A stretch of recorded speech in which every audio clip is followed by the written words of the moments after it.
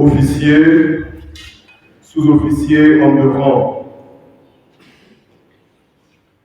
Dieu n'est pas un simple mot composé des lettres D, I, E et U.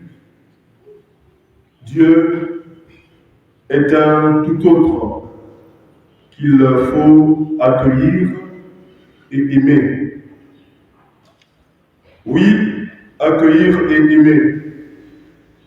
Voilà pourquoi vous avez quitté vos maisons respectives, le confort de vos bureaux, vos casernes pour vous retrouver dans cette cathédrale.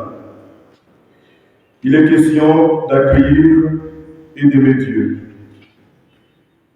Accueillir et aimer Dieu parce que c'est lui qui donne sens et de la valeur à chacune de nos vies.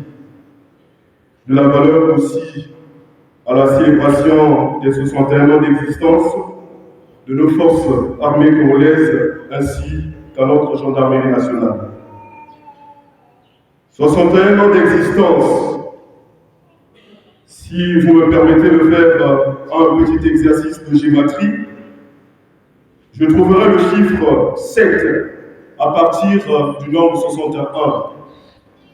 61, 6 plus 1 nous donne 7. Et comme vous le savez, chaque chiffre a un contenu. Celui-ci, c'est-à-dire le chiffre 7, nous renvoie à la perfection. C'est un chiffre parfait.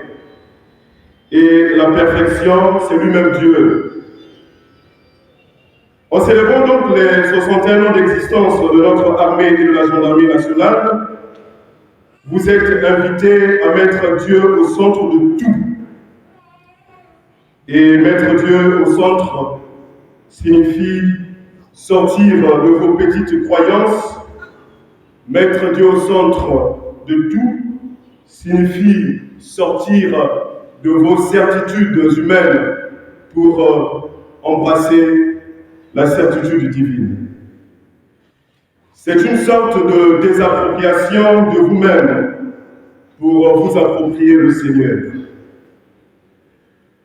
Officiers, sous-officiers hommes de rang, c'est Dieu seul qui donne de la valeur à notre vie. Et ce Dieu est amour. Ce Dieu sait pardonner. Ce Dieu est justice. Ce Dieu n'a pas de couleur. Ce Dieu aime toutes les races de la terre, ainsi que toutes les ethnies. C'est pour autant dire que vous, qui êtes de la force de l'ordre, vous aussi, vous devez aimer toutes les races de la terre et aimer toutes les ethnies du monde. L'appel du Christ. Amen. Ce Dieu aime le travail bien accompli. Ce Dieu bénit et consacre nos efforts. Il bénit et consacre nos efforts. Une manière d'encourager le travail humain. Une manière d'encourager le goût de l'effort. Officiers, sous-officiers, hommes de rang. En célébrant les 61 ans d'existence de notre armée et de la gendarmerie nationale, nous rendons grâce au Seigneur avec vous. Aussi, c'est l'occasion de faire le bilan de notre armée comme entité, mais aussi le bilan de chacun d'entre vous. Toutefois, ce bilan est à faire à la lumière de l'évangile que nous avons écouté. Il y a 2 points que j'appellerai points nodaux dans l'évangile, où Jésus nous met en garde. Méfiez-vous des faux prophètes. Prophète, qui est-il? Est-ce que c'est seulement à l'époque de Jésus? Les prophètes, nous les avons jusqu'aujourd'hui. Et je crois que chaque militaire est aussi un prophète. Et donc, quand Jésus nous met en garde pour éviter les faux prophètes, ça signifie que Jésus nous invite à l'excellence. Le faux prophète, c'est celui-là qui sème la zizanie. Le faux prophète, c'est celui-là qui n'a pas le goût de l'effort.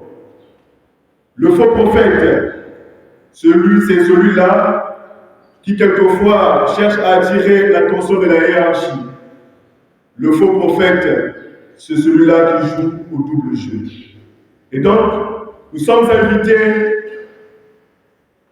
chers officiers, chers sous-officiers environs, à l'excellence, à être des bons, à être des hommes en uniforme meilleur. Jésus nous dit également, un bon arbre ne peut pas porter de mauvais fruits, ni un mauvais arbre produire de bons fruits.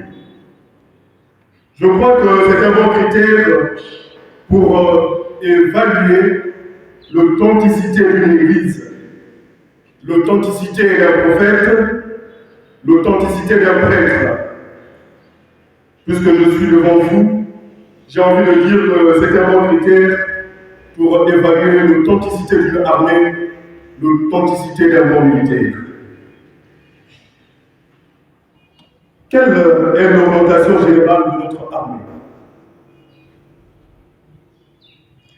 Quelle est la réelle vocation d'une armée?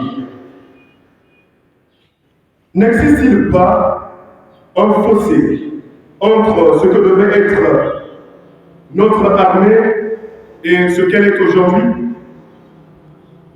Est-ce que notre armée peut encore se définir comme une institution professionnelle et organisée dont la vocation est de détenir, manipuler et employer les instruments de la coercition légitime pour le compte de l'État, en vue de protéger l'intégrité de son territoire, de garantir son indépendance politique et préserver sa souveraineté?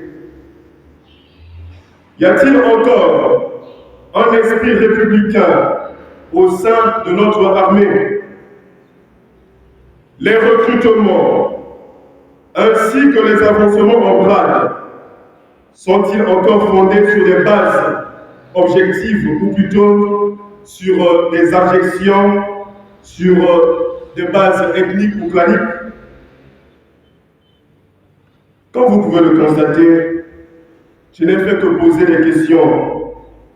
Je suis très mal placé pour y donner des réponses. C'est donc à vous, à chacun de vous, de répondre à ces interrogations.